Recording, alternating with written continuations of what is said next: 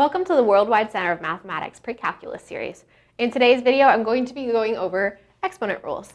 And this is, of course, essential for anyone taking precalculus right now, but it also will make a great review for anyone in higher level mathematics. So first, let's start off by defining what an exponent does. So if we have our x taken to the second power, what this really means is that we're multiplying x by itself, so that we have two iterations of x being multiplied together. If we had x cubed, it would be x times x times x for 3 iterations. So if we took x to the nth power, it would be x times x times x for n iterations of x. And so what if we took an exponent and raised it to another exponent?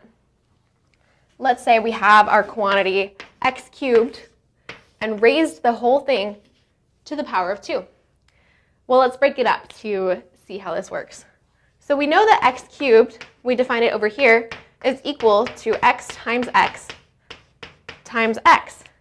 And if we had another quantity, let's say y, if we had y squared, it would be equal to y times y.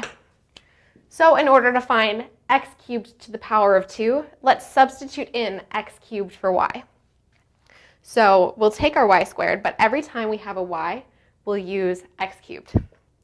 So that means that x cubed to the power of 2 is going to equal x cubed times x cubed, which simplifies to x times x times x for our first x cubed times x times x times x. Sorry, that got a little squished over there. All right, so we have 6 iterations of x being multiplied together. And so we can simplify this to x to the power of 6. And so from here, we can create kind of a basic rule. This is one of our laws of exponents, that when we have an exponent raised to another exponent, what you're doing is multiplying those two exponents together. X cubed times 2. So that would equal x to the power of 6. And what would happen if you multiplied two different quantities with exponents together? Let's look at that over here. So let's work with x cubed and x squared again. So we'll say we have x cubed and we want to multiply it with x squared.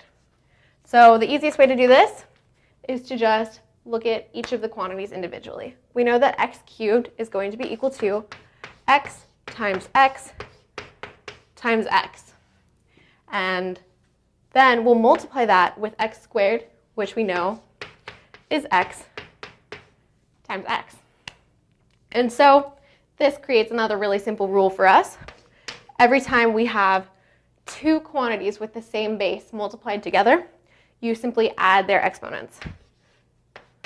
So 3 plus 2 will be x to the 5th, which is 5 iterations of x, just like above.